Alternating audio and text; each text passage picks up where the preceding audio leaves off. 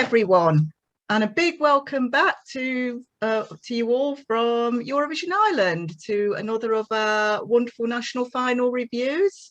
Those of us who regularly keep in touch with us, you probably know who we all are by now. But for those of you that don't know, I'd just like to do some quick introductions. So my name is Sarah, and I'd like to introduce you to James. Hi, everyone. John. Hi, folks. Bogdan. Hi, everyone. And Richard. Hi, everyone. Now, tonight we are going Danish, and we'll be reviewing one of the Danish Melodi Grand Prix, or should I say Dansk Melodi Grand Prix, and the year we've chosen is 2013. Now, Denmark have a really good record in Eurovision. They've been in the contest since 1957. They had a 10-year break between 1966 up to 1977, but they've been pretty consistent, and they've actually entered the contest now a staggering 49 times. It's amazing, isn't it? And they've done pretty well with placings. They've managed to place in the top 5 14 times, and they've actually won the whole thing 3 times. So 1963 with Greta and Jürgen Ingman and Dansk, wonderful song that is. And then again in the year 2000 with the Olsen brothers, Fly on the Wings of Love. And then again, as we all know, 2013, Emily de Forest and Only Teardrops. And they nearly did it again, did a back-to-back win in 2001 with Rollo and King and Never Let You Go. They were just picked at the post by Estonia. So I have to say that's a pretty impressive record, which is one of the reasons why we've chosen to review 2013 tonight. Now, the contest itself took place in Herning at the Jyske Bank Boxen on Saturday, the 26th of January, 2013. And the presenters were Lisa Rune, who you probably remember as being one of the presenters from Eurovision 2014 in Copenhagen, Louise Wolff and Sophie Lassen-Kalke. Hope I got the pronunciation right. So 10 songs competed. The voting was 50% public, 50% jury. And 3 songs were chosen from those 10 to go through to a super final sing-off. So we're just going to go through those 10 songs now, and we're going to take it in turns to say what we think about them, see if you agree with us or not. It should be interesting. So here we go. And first, we're going to go around in order of the contest. The first up in the contest that night was Jeg har Helle Tiden Visti, which was sung by Frederica de Verdel. Okay, and Frederica Verdel, singer, songwriter in Denmark. And so we're just going to go to John. What do you think? Yes, nice little opener. I was very pleased to hear that it was in Danish. Yeah, I'm all for English and free language rules and all that, but it's always nice to hear what's effectively a minority language in Europe. So it's good to hear Danish. So that pleased me to start with. There's a lot going off in these 3 minutes. There's close-up work on her and the dancers. There's that netting that come across it. It looks like stuff that you spread around rooms when it's Halloween to give a cobwebby effect. It's that sort of stuff, and that's coming across stage. And there's a lot going off there, and that could go horribly wrong if it went wrong. Luckily for Frederica, it didn't. There's a song, good old banger. I've written down here, a la the Swedish group Barbados. It's that sort of schlagery sort of angle to it. Nothing wrong with that. Quite liked it. She's got a cracking voice on her as well. Really sold it well, I have to say. I'm not sure whether it needed all the props and Halloween cobweb malarkey going off, but hey ho, you know, you've got 3 minutes to sell a song and make an impression. And if you're first on, it might put you at a slight disadvantage. So nothing wrong with this. I was a bit surprised that it was eliminated, but it was a bit of a tough field. On a whole, thumbs up from me. Staggy liked it too. Great one. Right, and the second song from that evening was a song called Human, and it was sung by Brink, who's no stranger to Eurovision as well, either, represented Denmark in 2009 with Believe Again. So obviously, so with that experience, we would have expected him to do quite well in the contest. Richard, what do you think? My comments are based on the official video because I couldn't find a clip from Dansk Melodi Grand Prix. You can certainly hear the emotion in his voice. He knows how to sell a song, like Believe Again back in 2009. With the official video, it's mainly guitar music until later on, when you get more accompanying music kicks in. I think it appeals to most, young and old, which works well. And how would it have done at Eurovision? Had it gone, I think it would have been a finalist, like Believe Again, and been sort of mid-table. But certainly a thumbs up for me, certainly a favourite. Nice one. Okay, so moving on, we go to song 3, which is I'm Not Alone by Kate Hall. Now, you may be surprised at the very British sounding name, and that's actually is because she was born in Harwich in the UK, and she was born to a British mother and a Danish father, and then sort of moved over and started her music career in Denmark. So not so surprising that she's in the Danish national final. But anyway, her song I'm Not Alone. John, what did you think of that? Yeah, me again. Well, I heard this one and I thought, am I listening to Steps? It was, yeah, it had got all the hallmarks of something Steps would do. It was, yeah, anything from their back catalogue, from an album track tucked away somewhere. It was Steps. But no, it's Kate Hall. What do I think of this? Another banger. It's a contest of bangers. The DMGP thing going off. I thought. Lots of stuff going off. She was channeling her inner Croatian Daniela. I thought, and she started off in white and finished up in red. Stood on the big plinth. Came down from the plinth. Lots of wind machine. Ticks an awful lot of Eurovision Song Contest boxes. And Call It Needy was a couple of dancing grannies maybe, and it would have, yeah. Having listened to the rest of the songs in this final, much as I like this one, I was thinking, did it get lost among the generic? It's good, but a little bit generic, and I got a feeling it may well have got lost among some of the others because there was a lot of similar stuff. A lot of bangers, yeah. Yeah, but still not a bad effort. Wonderful. Right, moving on to song number 4, we have Louise Dubiel, and she actually came from Denmark's Got Talent. Yes, they sort of have similar talent shows to us in the UK here, so it's the Danish version of Britain's Got Talent. And she entered the contest with a song called Rise Die Up, which means get up. So again, Richard, your opinions on that, please. Well, I'm going to call it Get Up purely because I can't say in Danish. I thought it was quite a modern sounding tune actually, and Louise performed it quite well. She had great connection with the camera and the audience, which we've seen from previous reviews not all artists can do. The 4 backing singers I thought were quite clever because they doubled up as drummers in the background. You can hear emotion in her voice, but only at times, not throughout. In terms of the stage performance, I felt like she could use the stage a bit more. She sort of stood still most of the time and just waved her arms about, but there's such a big space she could have utilised. How would it have done at Eurovision for me?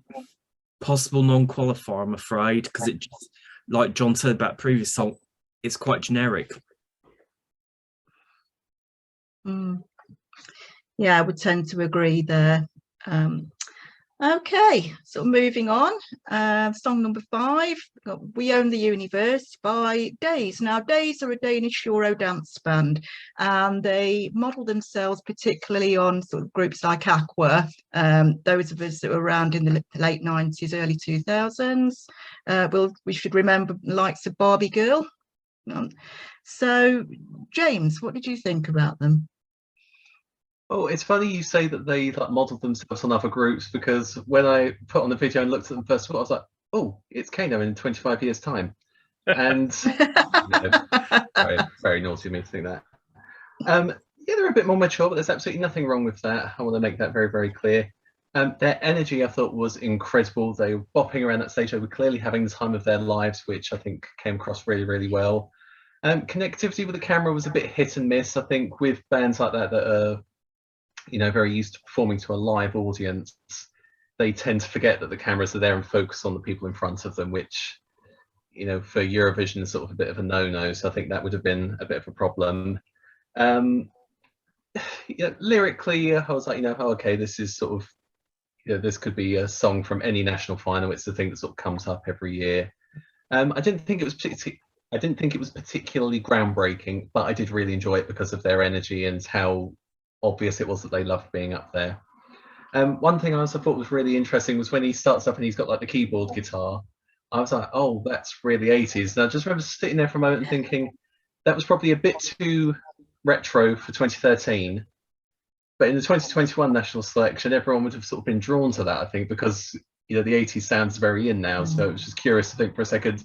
It was a bit ahead of its time and a bit too retro at the same time, which is really it's a difficult one to do.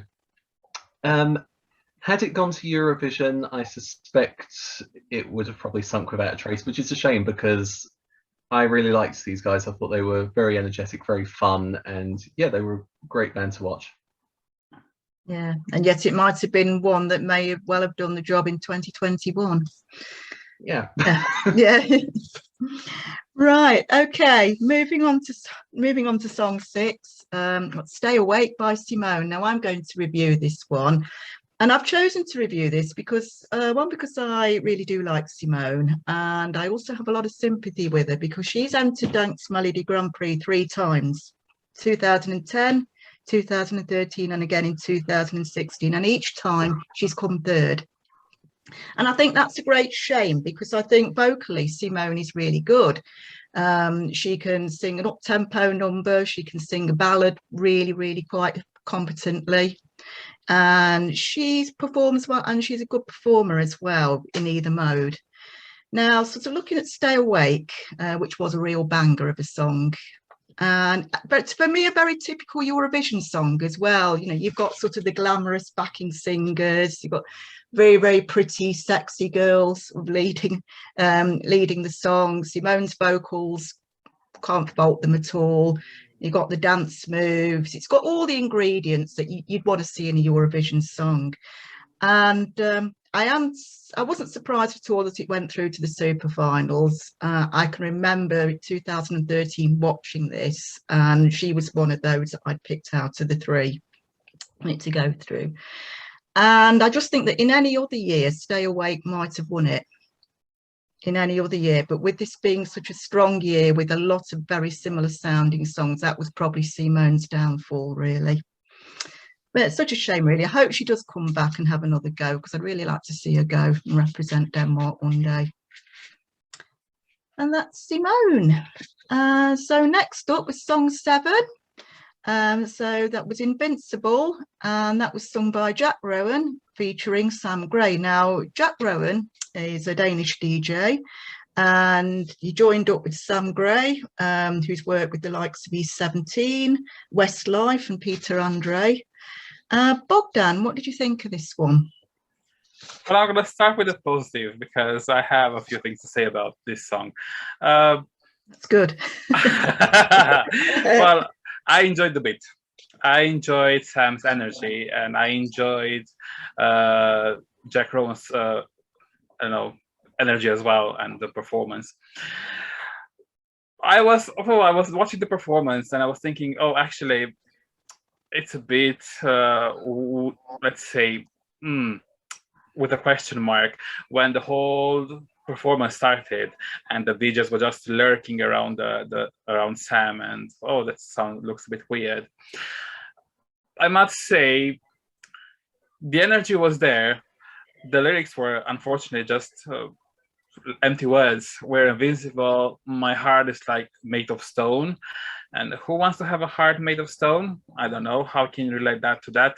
I understand you have to be tough. You want to be invincible, but you still have to be relatable to everyone else. I like the energy. I like the song, but I think it just got lost a little bit in the crowd.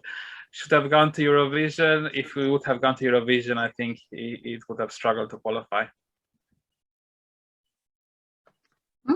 That's interesting. Thank you, Bogdan.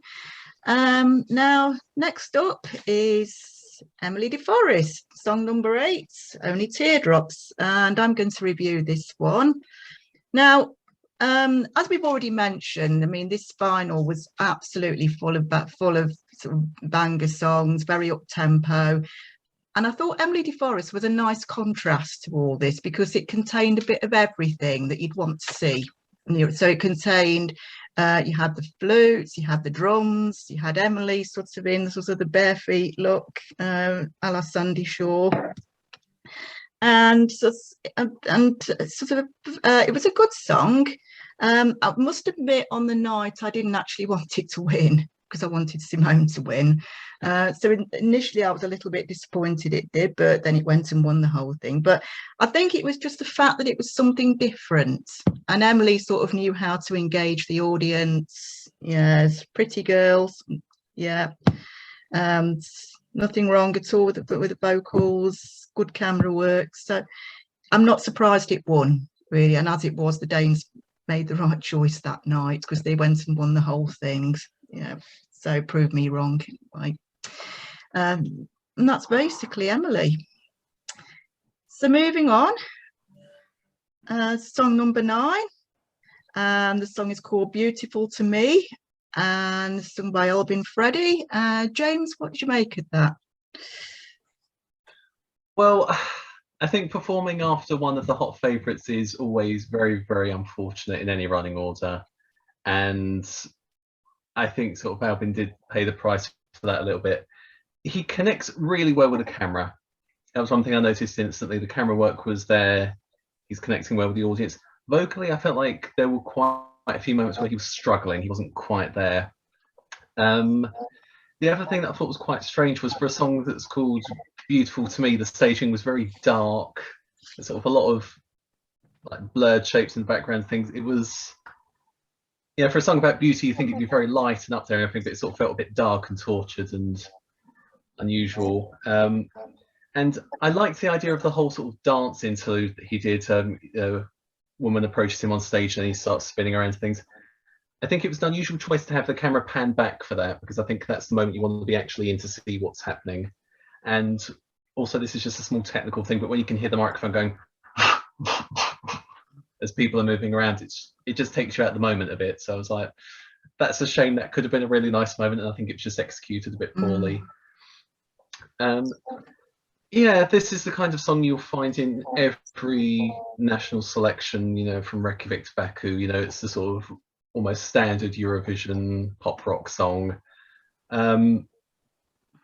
I don't think it's a bad example of it. I just don't think it was a particularly strong example either. And had it gone to Malmö, I suspect it might have struggled to stand out, which is a shame because I've seen Albin Freddie in some of his other works in Dansk Melodi Grand Prix, and yeah, I think this wasn't one of his finest moments, but yeah, we know he can bring the goods in other songs.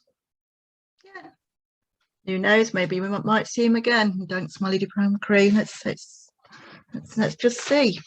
Right, and we've now come to the 10th and final song, which is Unbreakable by Muhammad Ali, no relation of the boxer.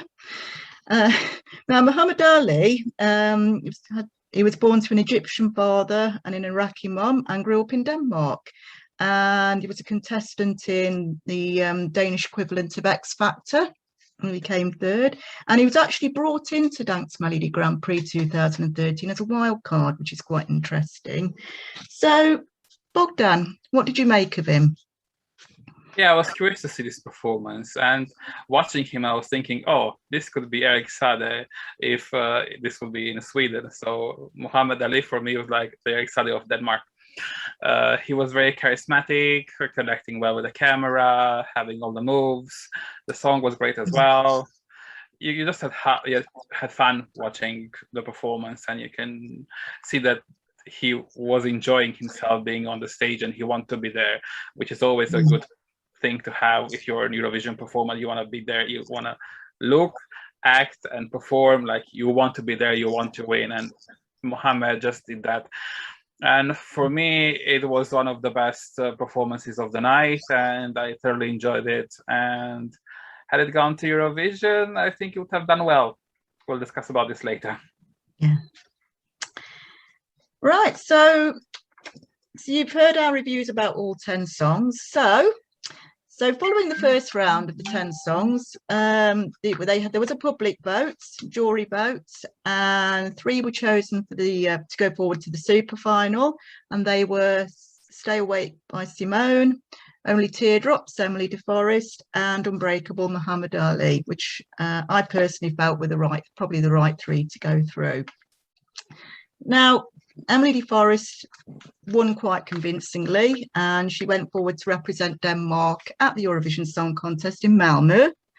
And she easily won the first semi-final, and she won the grand final with a total of 281 points. So obviously Denmark made the right choice, but what if Muhammad Ali or Simone had won instead? Do we think they would have gotten equivalent results, or maybe done better, or maybe come in top 5, or perhaps not done quite so well? James, what do you think? Do you think it was the right choice that Denmark made? I think Denmark definitely made the right choice. I think every so often a song comes along that's just so perfect for Eurovision, it captures everyone's attention. I remember sort of the first time I heard Only Teardrops, everyone was saying, oh, that's going to win. And, this was back in January. So we sort of had like, nearly 5 months of, oh, Denmark are going to win Eurovision. So when it happened, it sort of, no, it wasn't a surprise, but we sort of, it's a bit like Euphoria in the sense we were tuning in to see, how much Denmark were going to win by. Simone and Muhammad Ali, I think they're both very talented, and I would like to see them on the Eurovision stage one day, because I think they both are very talented. Stay Awake, I feel like might have done top 10 had it gone to Malmö. Muhammad Ali, though, I think would have, I'm not sure about win, but I think he would have got into the top 5 and probably the higher top 5 quite easily. It was just a very slick, very polished performance. And yeah, I look forward to seeing them both back in Dansk Melodi, the Grand Prix in the future, because I think they have the potential to bring Denmark their 4th win. Yeah, wow. I would agree. Yeah, John, what do you think? Do you think either Simone or Muhammad Ali, do you think they would have done it for Denmark, or do you think perhaps not quite got to Emily de Forest's great heights? I don't know now. Denmark's other 2 winners are all my favourite winners of all time, but Emily de Forest's, yeah. In the context of the MGP there, it did stand out. It did cut through a lot of the generic stuff that was going off, and stuff that was, let's be honest, was a little bit more amateur. She came across as this waif-like figure, and it with innocence and everything, but it was a polished performance. You have to give it that. Yeah, it won. I don't think anything else at all from the MGP would have done that well. I mean, Muhammad Ali, very slick, but we'd seen Eric Saade the year before, I believe, in Baku, so it was just a carbon copy, maybe. Yeah, in short, they picked the right song of the 3 of the 10, and yeah, it did the job, didn't it? Yeah. Bogdan, what do you think? Absolutely agree that Denmark made the right choice. Like James, once I heard for the first time Only Teardrops, I thought, oh, this is the winner. This could definitely be the winner of Eurovision. And it was. Simone, like James said, yes, she would have done well, probably top 10, like James said. And Again, Muhammad Ali, I see it maybe even top 3, and I hope he comes back. Or both of them, I hope to see them back at Dansk Melodi Grand Prix. And yeah, I wish them all the luck and hope to see them on the stage. Thank you. And finally, Richard, what do you think? Do you think it was the right choice, or do you think perhaps Simone or Muhammad Ali would have done an equivalent job, or perhaps not quite? I'm going to be boring and agree with everyone. I think Denmark did make the right choice. I think Only Teardrops was the euphoria of 2013. I think if Simone or Muhammad Ali had gone through to Malmo, I think they'd have got a really good placement for Denmark, but where, I'm not sure. But they would have sustained that 14 or 15 top 5 places probably. Thank you. Well, folks, you've heard our opinions about the Tank songs. What do you think? Do you think that Denmark sent the right song that year? Would you have preferred to have seen one of the other acts go rather than Emily de Forest? Just drop us a line and let us know what you think. Now, please do keep an eye on our page. We've got lots of things coming up to keep you interested in the close season while we're waiting for the new national final season to start again. So please do keep an eye on us. We really do appreciate your views. That's so in the meantime, I'd like to thank you very much for watching this. And so I'd like to say good night from me. And good night from James. Bye, everyone. Yeah. And from John. Cheers, folks. Stay safe. Yeah. From Bogdan. Bye, everyone. And Richard. Bye. Bye. Night, everyone.